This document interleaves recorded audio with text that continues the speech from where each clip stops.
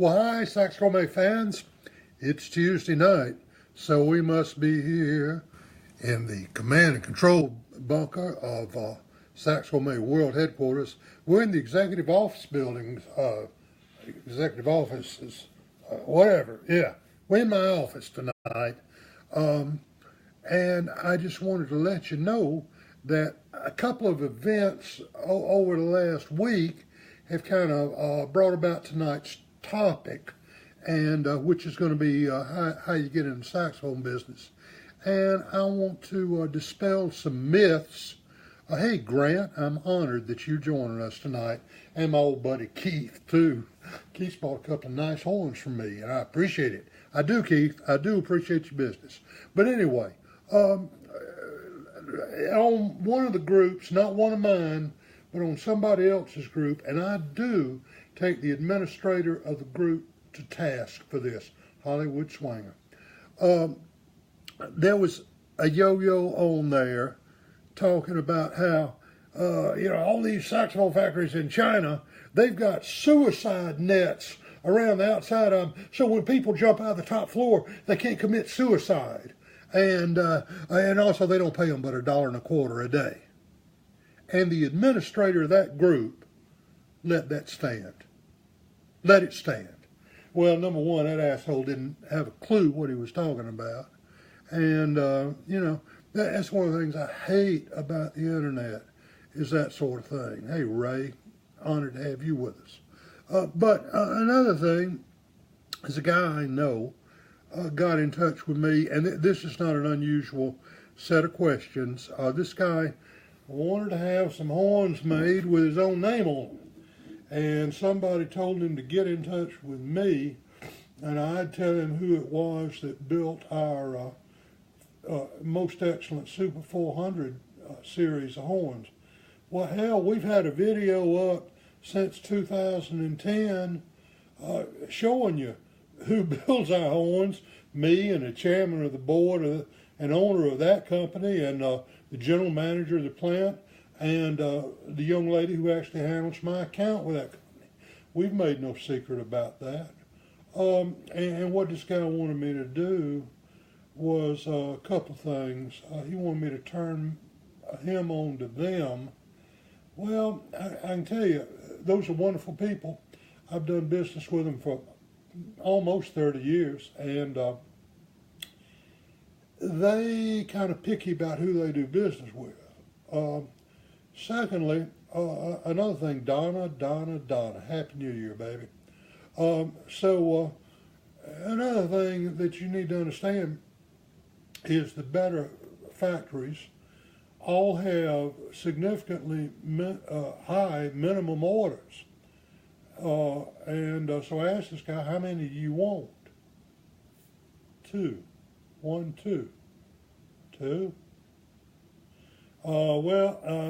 Typically, those guys that I deal with won't even talk to you for less than 50. So if you want altos, you got to get 50. And if you want tenors, you got to get 50. That's the way it works in the big boy world. So anyway, there's a lot of misunderstandings about how this saxophone manufacturing business works. Now I want to make something clear. I do not own a saxophone factory. I do not.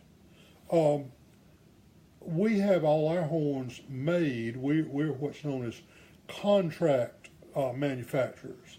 We have some vendors that we know very well, that we've done business with for many years, and they make our horns to our specifications. Now, I'm a little different than a good 90% of the industry in that our horns are made the way we want them, and they got stuff that nobody else has got and all that. We don't buy any horns off the shelf, and I'm not about to start.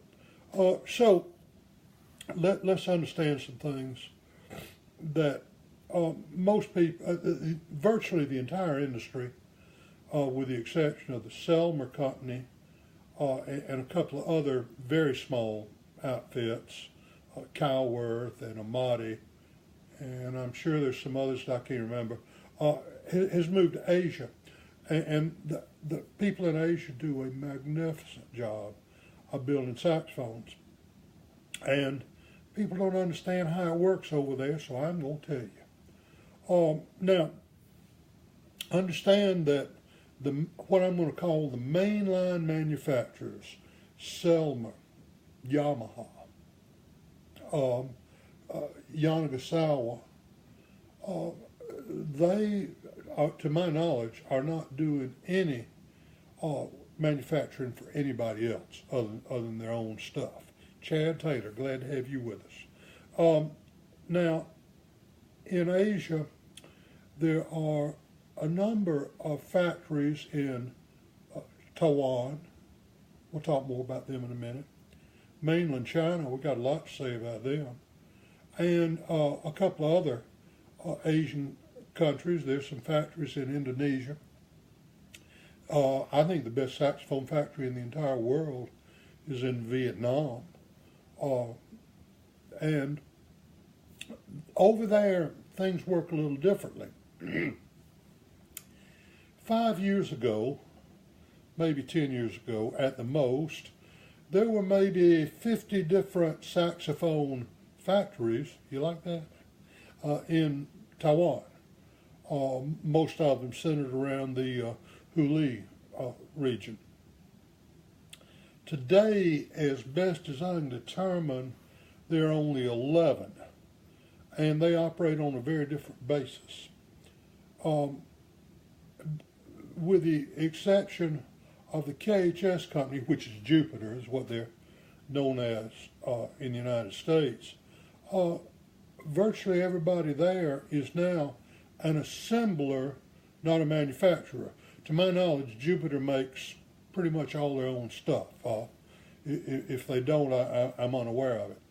But instead of companies making their own keys and their own necks and their own bells and body tubes and whatever, then hey Doug, what happens is there are other sub vendors that provide them. There is a guy I know in China who makes nothing but woodwind keys, and he told me that he made over 5,000 different woodwind keys. Now he makes them for clarinets, flutes, oboes, and bassoons, and saxophones. But you can hardly dream up a type of woodwind key that he doesn't already make. And he and a couple other people are the ones making the key work for most of the other factories or the other brands. They use component system, and understand that just because 3 different factories are getting their bells from the same guy doesn't mean that they're getting, all 3 of them getting the same bell, because these specialty component companies typically make an assortment of product, and you can kind of pick and choose.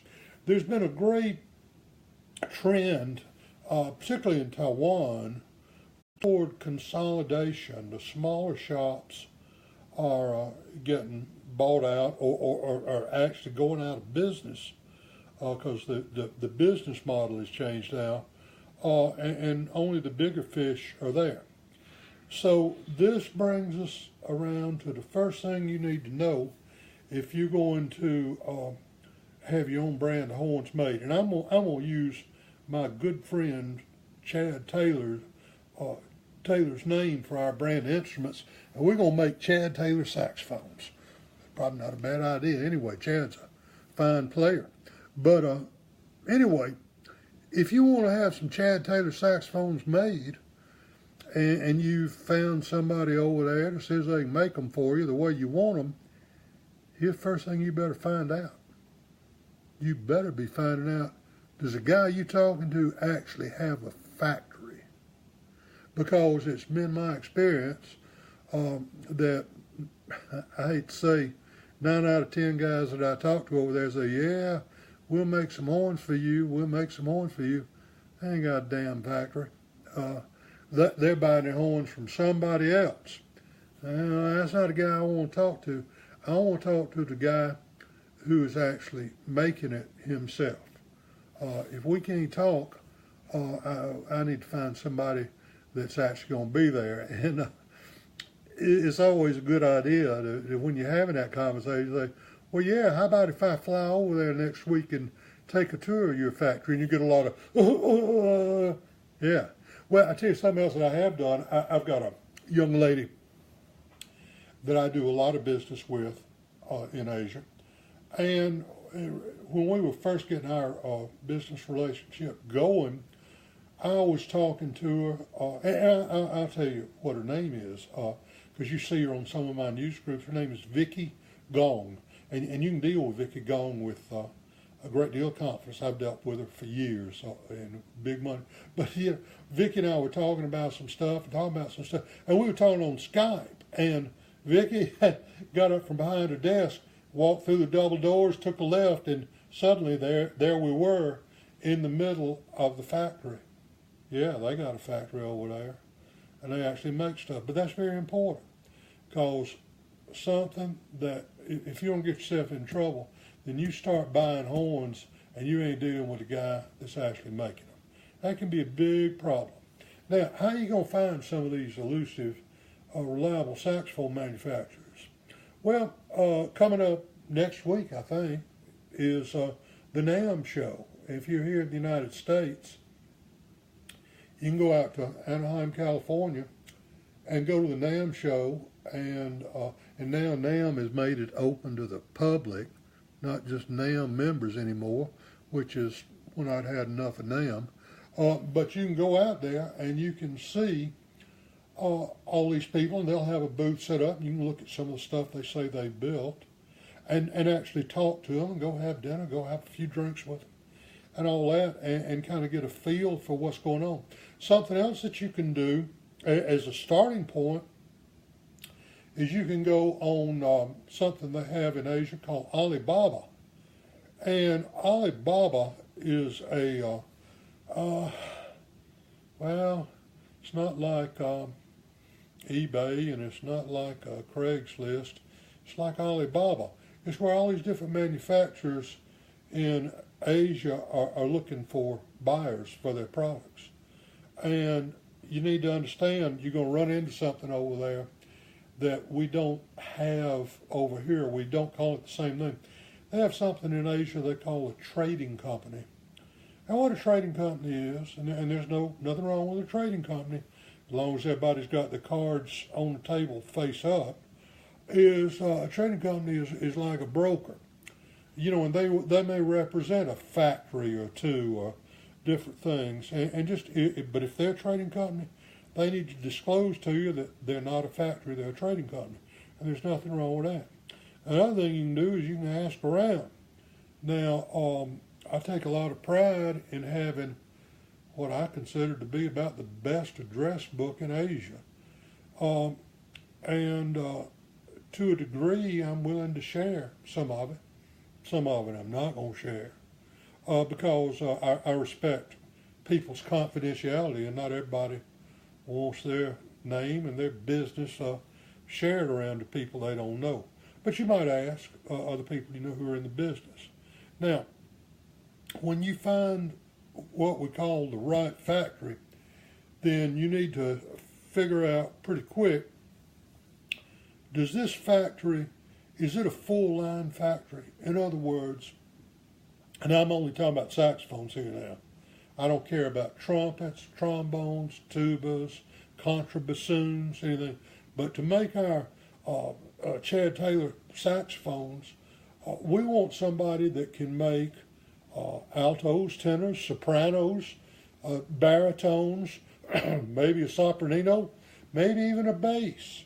Now, I'll tell you, there's only a couple of companies in Asia that make all those different basses, and probably 50 different brands. They all coming out of 2 different factories. But if you're going to sell altos, then you're probably ultimately going to want to get in the tenor business. And sooner or later, somebody's going to ask you about a soprano, so you might as well find out if they got the capability. Now, not every factory over there makes baritones. I think in Taiwan there are only two factories that actually manufacture baritones, and I do not know how many there are on mainland China. There's several, but I don't know who they all are. But you need to find out, and then you need to talk to some of their existing customers. Now, we've been considering opening up a new relationship with a manufacturing company over there that we have not dealt with before.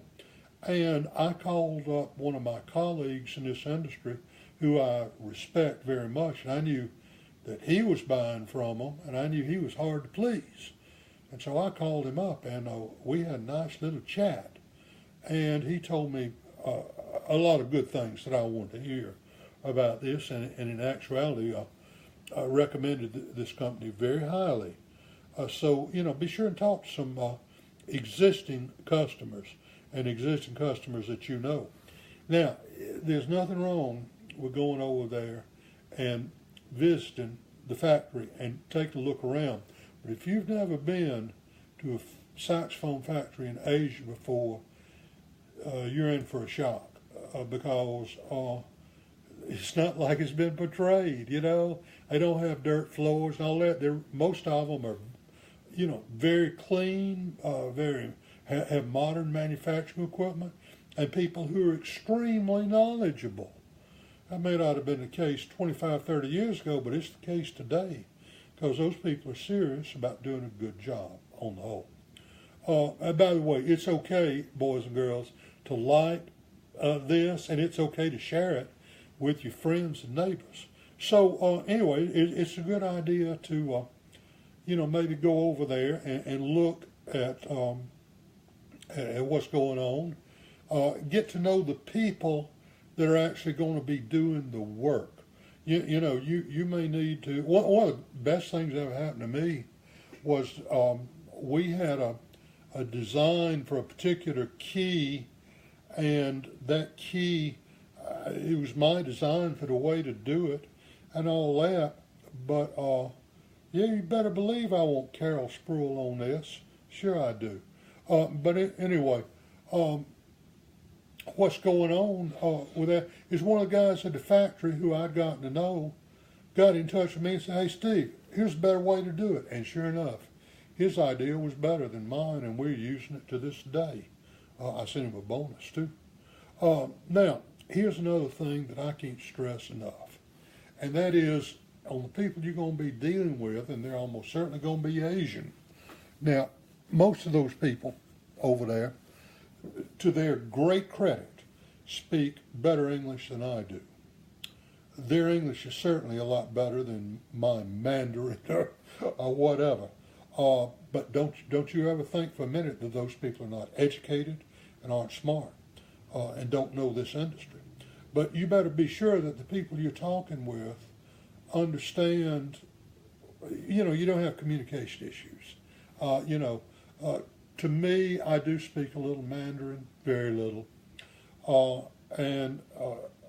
Really, our language for communication is always English. Sometimes I let the people I talk to over there let me practice my Mandarin a little bit, but I just only succeed in embarrassing myself. But be sure that communication's not a problem. Now, here we have, all of us in the United States typically communicate by Skype, and you can look at me, as good looking as I am, just like I am now, and I can look at you and all that. The opportunity for obscene phone calls are virtually limitless. But anyway, in Asia, they use Skype. Just about everybody I know over there has got Skype. But they've also got a system over there they call WeChat, and it's the same thing, and you can join it and all that. Now, at this point, I think it's appropriate to deal with one of the 800-pound gorillas in the room, which is, and people say, well, I only want my horns made in Taiwan because the Chinese build cheap horns and they don't. Well, let me tell you something about the Chinese people. They build as fine a saxophone as you are ever going to find anywhere in the world. And I'll tell you something else. A lot of these fine hoity-toity saxophones that you see are manufactured in China. Now, our company does not currently manufacture any saxophones in China, but I think we're going to start with one particular model very soon with a new factory to us in Asia. And also, we have our instruments, most of them are made in either Taiwan or in Vietnam. And I tell you, the people in Vietnam, boy, do they do a great job. I can't say enough of that. But don't let nationality get in the way of making a good business decision. Now, while we're talking about business decision, people say, well, it's so much cheaper to get stuff made in China than it is in Taiwan. Well, at one time that was true. That's very true. But I tell you, if you're buying strictly on the basis of price, then you need to find another business to get into, because this is, at least at the end of the industry I choose to deal in, it's a quality-driven industry. So don't cheap out. Find the people that are going to do it right. It is a little less expensive to do business on mainland China than it is in Taiwan, but it's not significantly so anymore. Now, here's something else you're going to run into, and you need to understand this, and we're going to say a lot more about this in a few minutes, but let's just quickly talk about, if that stuff's being made across the great waters to the west, then how you going to get it over here? Well, I want to tell you something. In the last, Barry Stapp, buddy of mine from my college days, now don't you go telling people all that stuff I did back when I was at Auburn, but, you know, hey, the statute of limitations run out on most of it. But at any rate, my cost of shipping from over there has risen about 40% in the last 5 years. And folks, that's a lot, because shipping is a major expense in this industry. So you better pay close attention. Now, I'll tell you, I told you that we have a lot of our stuff manufactured in Vietnam. Yes, we do.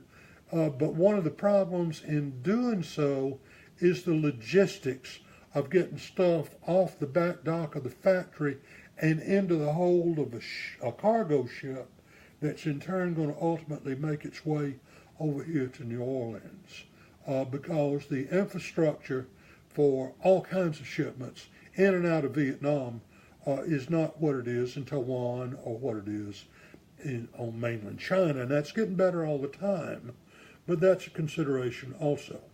All right, so let's get on with having some Chad Taylor saxophones manufactured. Yeah, we can have Richard Jerry in this video. You go ahead. And by the way, let's see some likes and some "I love you, Steve" and all that. I'm an old man. I need all the love I can get, and y'all share it with your friends. But so you want to have some Chad Taylor saxophones? How are we gonna come up with that? Is somebody gonna design them? Well, can you do that? Do you know where to put the tone holes and how to correct intonation problems? And oh, you don't? You don't know how to do that? Well, hell, I wasn't born knowing how to do that myself. But I had to learn, and it's taken me 30 years or more to learn how to do this, and studying with some very smart people. But if you don't know how, and you're not prepared to be just another company that sells the same thing as everybody else, then you're going to have to hire somebody who actually knows how to design horns.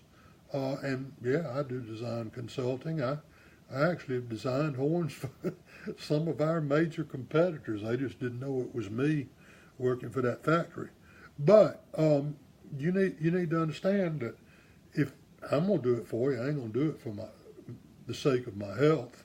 You're going to have to pay me. Jimmy Obar, you better believe it. Glad to have Jimmy Obar. Anyway, you're going to have to hire somebody. And then here's something else. If you're going to have something unique and different, like our stuff with high G keys and upstack speaker keys and all that, you may be called upon by the factory to pay the cost of the specialized tooling to make those, unique keys and things. And I'm going to tell you something. It ain't cheap. It ain't cheap at all. Over there, they called everything a mold, even though they don't actually mold a lot of parts. It's mostly stuff that's either stamped or hydroformed or made on jigs and all that. But to make those jigs, just to make a key, don't cost you a lot of money. And if you do have to do any injection molding, anything like that, then it's going to cost you something. And so be prepared to get out the big leather-bound checkbook. Now, something you better think about right out of the box is how in the world are you going to differentiate yourself from all the rest of the horns that are out there for sale? And how are you going to make the ultimate end user, your buyer, understand that your horn is not only different, but it's better? And I got to tell you the story about one of my clients. He was not my client when he got into this, but this gentleman, who is a monster player and a smart guy and really good guy, he and a family member decided he was going to get into the saxophone business. And they met a guy who said he'd make saxophones for them. And they agreed that they'd have so many altos and so many tenors and so many sopranos, and they'd have this many that were black lacquered and this many that were gold lacquered and this many that were silver plated and whatever. Ended up with about 50 horns. And they had their own brand name put on it. But here's the deal. Them horns they had made are not, they were good horns. Now, I have seen them, I played them myself and all that, but there's nothing different about them, except they got a different name on them. And suddenly just kind of found out that I can't sell these things. And to my knowledge, he's still got close to 50 horns there at his house because he wasn't able to give them away and all that. Most of the horns that you see being made today, the vast majority of them are copies to a very high degree of the Selmer Super Action 80 Series 2. There are, and I know I've probably told this story before, I once met with a major Asian manufacturer in his hotel room in Los Angeles, and he had 3 altos on the bed in his hotel room. One of them was a perfect copy of a Selmer Super 80. One of them was a perfect copy of a Yamaha Custom. One of them was a perfect copy of a Yanagisawa 901. He said, well, you can put the Yanagisawa neck on the Selmer, we can make all this work and all that, mix and match. This same guy, after I got a little deeper into doing business with him, he's got a book, and I swear that book has got to be this thick. And Sharon and I were sitting there with him. He whipped out that book the first time I had seen it. We were ordering some horns. We were going to make our complete order for the next year from this guy. And he said, well, you can have this. And he had in that book a picture of just about every saxophone ever been made. Really. There was nothing in it. There's a lot of stuff in that book I'd never seen. He said, you could do it like this, or you could do it like this, or you could do it like that. I've never seen it. That's the only time I've ever seen the book, but I know it exists. I know he produces a sort of a catalog for his clients that he's building horns for, and it's like the menu in a good Chinese restaurant. You can take one from column A, one from column B, and 2 from column C, and get all the features you want, and they'll price them out based on that. Now, something that we do that you might want to consider doing if you're going to build some Chad Taylor saxophones is you may have some unique components that you want to provide to your factory. Now, we provide to our factories the Saxophone made kangaroo leather pads, of course. Got our brand name on them. You better believe we're going to use them. Hey, Rod Berry, Casey Ray Light, you better believe it. I'd be pleased and honored if he joined us. Anyway, we provide the resonators. We providing the key touch pearls. Often we provide the springs. The key touch pearls we use are deep water abalone. We provide thumb rest. We provide 3-ring strap hooks, and probably some other stuff too. In the past, we have actually provided necks. Let's see, one time I didn't like the felts the guy was using, so I provided him with the key felts. But you can do that and make your stuff more distinctive. Now, most of that stuff that I named are stuff that you can acquire without having to buy specialized tooling. So that may be an option for you. Now, the next thing you got to do is you got to get a prototype. And don't be surprised if over the, what I'm going to call the design process, you don't have to go through, 2 or 3 different prototypes, because the first one you get may be, yeah, that's pretty much what I had in mind, but we need to change this, or we need to change that, we need to change this, we need to change that, and before too long you need to get another prototype. And then maybe you need to get another prototype. So, and I will tell you that since these prototypes are made one at a time, don't expect to pay, and you don't have to pay for them now, don't expect to pay what the ultimate price you're going to get for ordering the 100 horns is, because it don't work like that. You're going to have to pay a premium to get stuff done one at a time. Now, some things you need to understand now is, if we're going to make these Chad Taylor brand saxophones, is what options are you going to offer your buyers? And the obvious one that many companies offer, my company is not one of them, and I'll tell you why in a minute, is they offer a choice of finishes. You can get a Selmer Reference 54, I think I'm right, Jerome Selmer, forgive me if I'm wrong, but you can get it in gold lacquer, you can get it in silver plate, you can get it in satin silver, you can get it in gold plate, you can get it in black lacquer, I think, and I think you can still get it in white lacquer. And there may be, and an unlacquered finish, or what they call an antique finish. Okay, same horn, just different finishes. Well, that's cool. Well, it's cool till you start having to inventory the same instrument in a bunch of different finishes. In our case, for 2 reasons, we only offer our instruments in one finish. Number one, Bob Mitchell, my cousin, we offer our instruments in one finish because when that horn is on TV and you see Vincent Broussard playing or James Martin or one of our artists, or Viva Maloney, that our horns have a very distinctive look. And so you'll immediately recognize that as one of our instruments.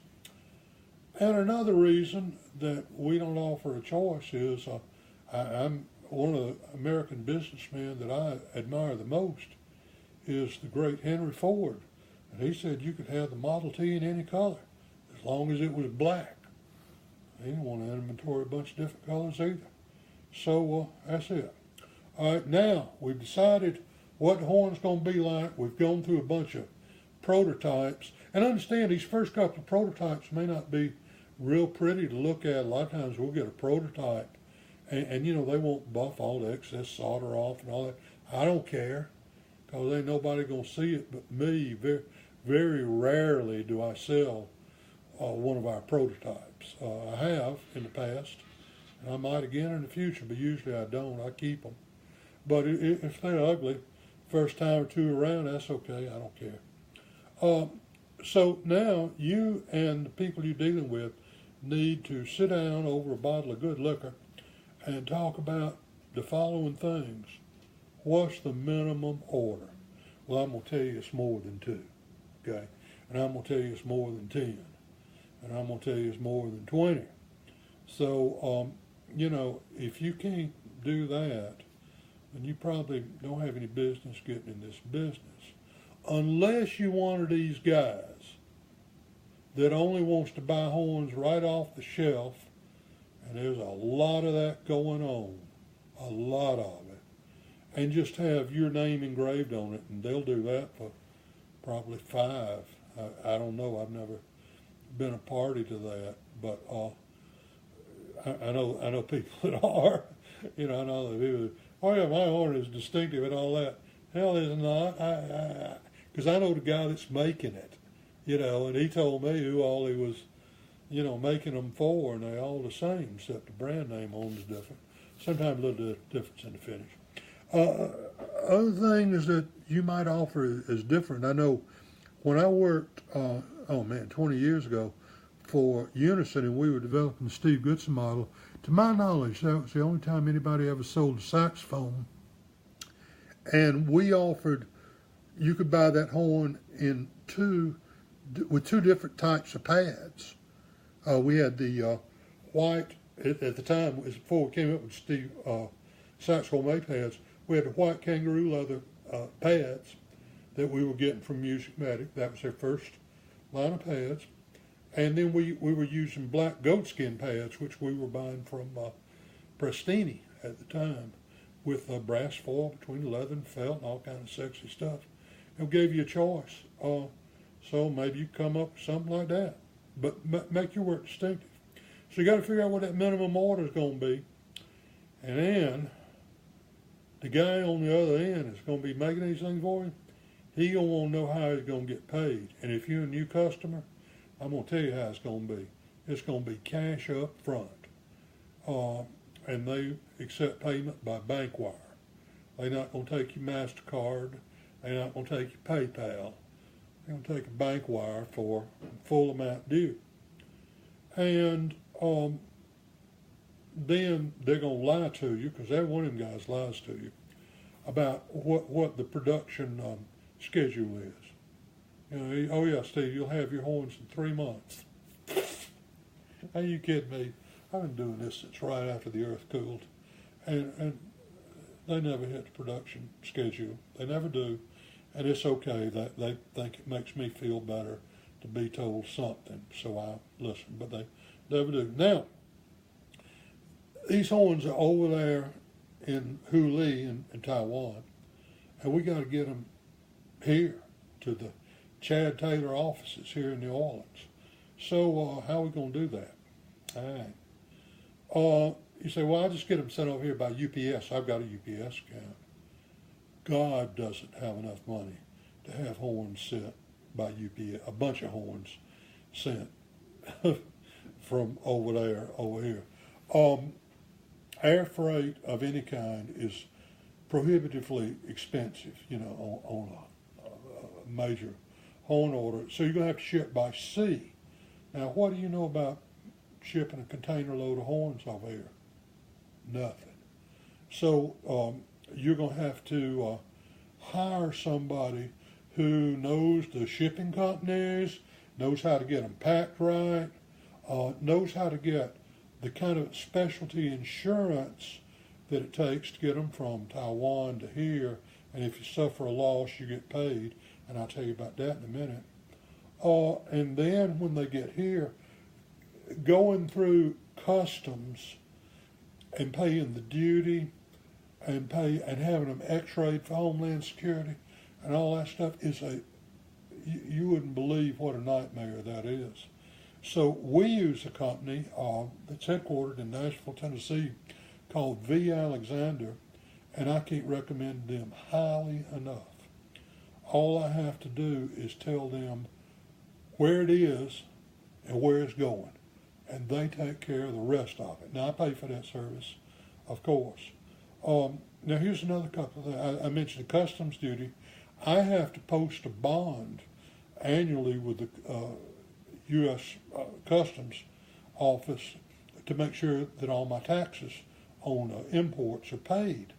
And I think we have a $500,000 bond is what they require me to post. My tax bill is not that much on this stuff, but I think that's what they require me to post. That bond is not free. We used to have a problem in shipments from Asia into New Orleans of theft. And we'd, have a pallet, because all this stuff is palletized. And there'd be a pallet to have 20 horns on it, and then you start taking them off the pallet, and they're all wrapped with plastic on, and you find out there's only 17. But there was 20 when they left the factory, and all that. And so somebody got themselves some nice saxophones, and guess what? I got serial numbers, all them horns that's missing, because I get a manifest of everything I'm receiving. So sooner or later, one of them's going to show up, and we'll know. But you have to have insurance for that. Another thing that's going to happen is your horns get to your port, us here in New Orleans or anywhere else, and then until they clear customs and all that massive amount of paperwork is done, they have to reside in a bonded warehouse. And I want to tell you something. I can stay, me and Sharon can go down to the Ritz-Carlton and stay a hell of a lot cheaper than a bunch of damn saxophones can stay in a bonded warehouse. It is expensive, and it's a problem.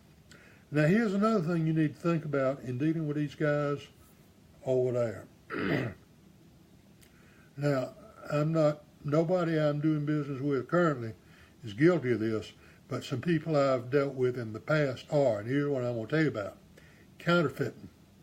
There is a company in Beijing, China, and I know who you are, who is currently, right this week, is still manufacturing Steve Goodson model alto saxophones and selling them, because about once a month somebody calls me wanting pads for them, or asking some question. I always ask them what serial number is, and it's the same serial number every time.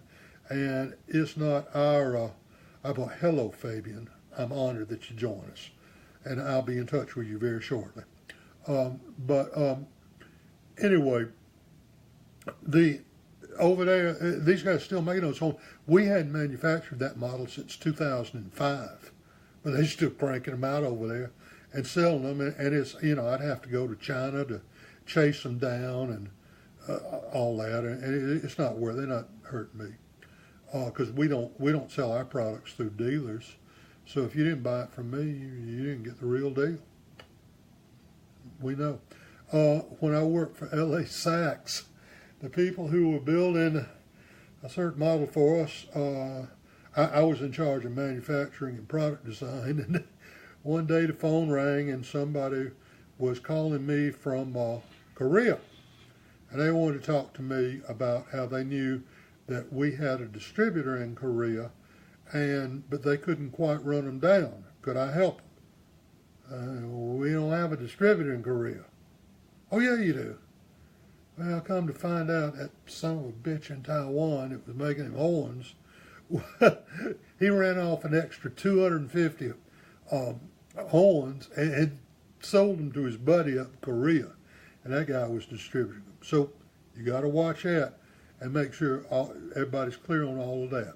Now, another thing that the factories we deal with are very good about this, and we stay on them about this, is about quality control. I know the altos and tenors that I have made are play tested by 3 different individuals before they get put in a box and sent to me. And the only time I've had a problem with the way any one of those horns in the Super 400 series played when it got to me was because one of them had one broken spring. Well, that's going to happen. You know, they couldn't anticipate that. So at any rate, I pay extra to have that level of quality control, and it's money well spent. Now, in your quality control, make sure that you're paying attention to every little detail. Because I tell you that about 10 years ago, I got 50 tenor saxophones, all of which have been sold now, had my name, you know, everything I make says designed by Steve Goodson on it. Well, they couldn't spell Goodson, and it's spelled wrong on 50 horns.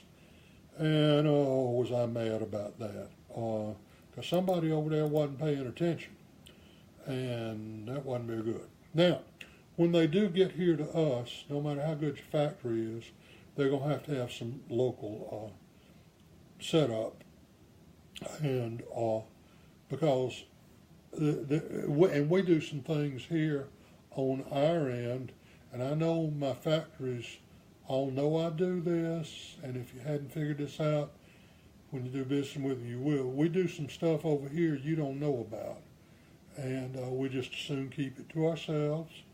Every now and then one of them calls me, what's that thing on the end of the neck? It wasn't on there when it left here. That's right. That's something we make. But anyway, you're going to have local setup. Now, the final setup before it goes to the end user can be your undoing. And let me tell you one place that it really was. It wasn't the only bad thing on this deal. Y'all heard that scam of the Powell Silver Eagle? Well, you know, what a scam. It wasn't what it was represented to be at all. And they farmed out the setup to some guy, some small town repairman that he didn't know anything about saxophone manufacturing. He really, I know him. He doesn't know anything about that. He may be an okay repairman, but he don't know about saxophone setup from that, and it's a different thing. And you're going to have somebody good on your end to do that. So go ahead and round them up. All right, now, once you got these horns in hand and all that, and you paid the factory, you paid your customs bill and all that, how are you going to promote them? And this is where a lot of guys, I think, fall down. I see these guys who think that they can succeed merely by promoting them on Facebook, you know, and all that. Well, hell, how many horns, different companies selling essentially the same thing, I might point out, are promoting horns on Facebook? 50? 100? I don't know. There's a bunch of them. I mean, I don't know everybody doing it, but I know a lot of them. And, yeah, so I say, well, how about maybe we get some endorsers? Okay, I got endorsers. Now, there's not a week goes by that my phone doesn't ring-a-ling-a-ling and somebody say, well, I sure would like to endorse your saxophones. And then I always ask them, well, how many horns can you sell from me in a year? Just your effort. Well, I don't know. Well, I need a number. You know, I mean, there's a business here. You know, 20. Can you sell 20 horns that I wouldn't have otherwise sold? Well, yeah, I'm sure I can.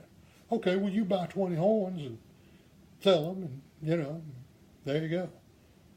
No. I'm going to tell you something. Now, we have a few people that we do keep as endorsers because we've had a long-standing relationship with them.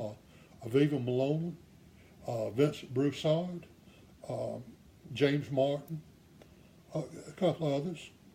But, you know, when we need them to be our spokesman, Emil Hall, Emil's great, Sharon loves Emil. But, you know, when we need to call on them to help us with a video or maybe with an appearance or something, we know we can count on them.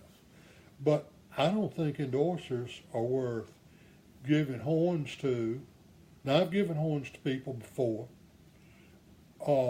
but you got to really convince me you can do me a lot of good before I give you a horn, okay? And that somebody who is now a very good friend of mine, but that's how I met him. And he was interested in those copper horns we were making and all that.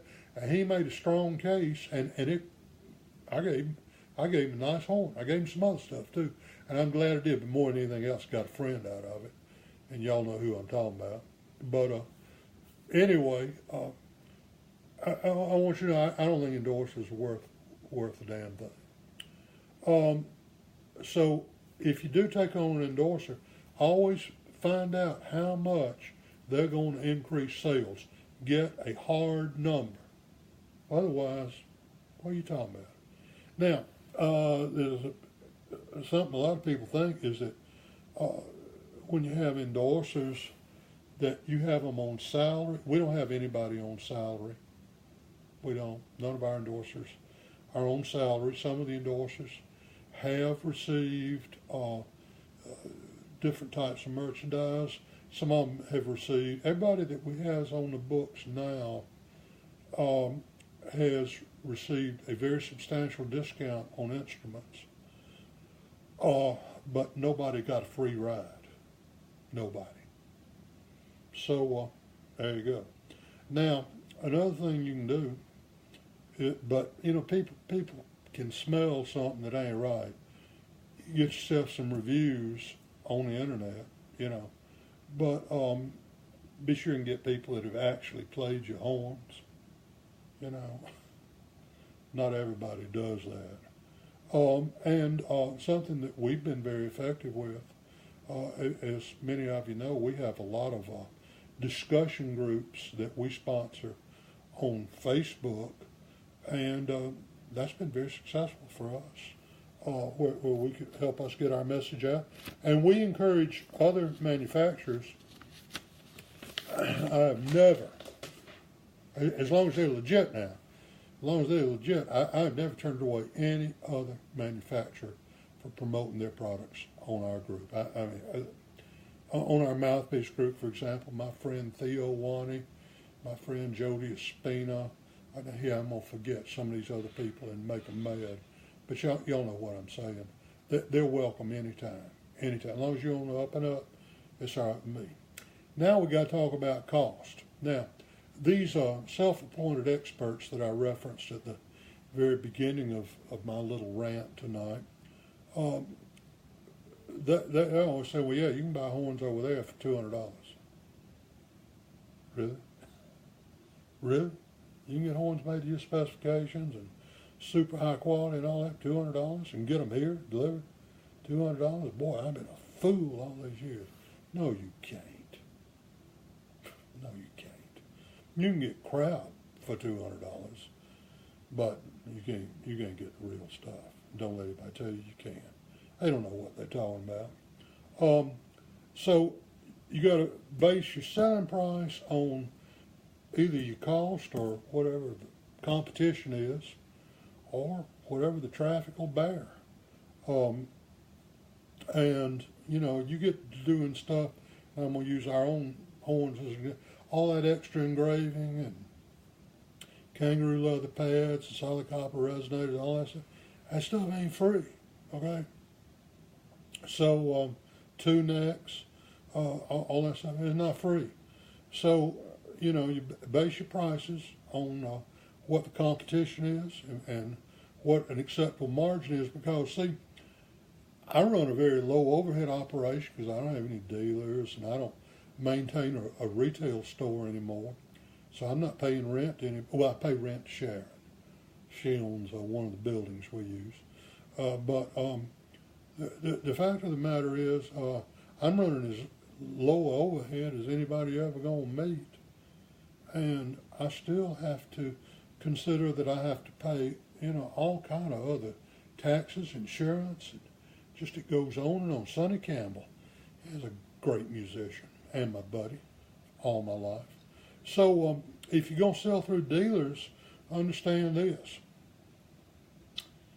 The dealer that you contact, guy's got an existing music store, and he's already selling Yamaha or Selmer or something else, Marriott, And why should he take you on? Because his deal with Marriott or, you know, Selma or Yamaha, any of those other guys, he has to buy so much a year. He's already stuck with it. He got that stuff in his warehouse. He had to pay for it. And so the fact of the matter is, why should he take you on? Well, you have to make him one hell of a deal, which means, and most of these bastards that have music stores want you to finance them. And that's why I don't have any dealers anymore. At one time, we had 21 dealers selling homemade saxophones in the United States. And I woke up one morning and I realized that almost every one of those bastards owed me big money. And by noon, I'd fired them all, because I looked up here in the mirror and it doesn't say bank anywhere up here. And none of those guys seemed to understand that. They thought it did say bank. Well, get out of that. Here's another thing that you got to consider, and this is the last point I want to make with you before you set out on your own to rule the saxophone world, is the fact that if, for example, our Super 400 Series 2 alto sells for $5,250. And that's the price on our website. By the way, I'm selling my showroom demo right now at a discount if anybody wants one, but only one at that price. But that's the price. And since I ain't got any dealers, I ain't got any competition. But back when I had dealers and we all had that little talk about how ain't nobody supposed to be whoring the price down so we can all make a living, never happens. Because the guy gets thinking, well, I can sell one of these nice homemade saxophones and I'll take $200 off. And then it's $500 off. And then it's $1,000 off. And then suddenly, you know, there's a race to the bottom and ain't anybody making any money. So the saxophone business, just like any other business, you got to figure out a way to make a living doing it. And if you can't, then, you know, learn to say, do you want to supersize that, or you want fries with that, all that. So that's all I got to say about you getting in the saxophone business. If you want to, and I can help you in any kind of reasonable way, I'm glad to do it, because we feel like we got our little market kind of where we want it and all that. I hate to see you do it simply because it's a tough business. It's tough, but I like it.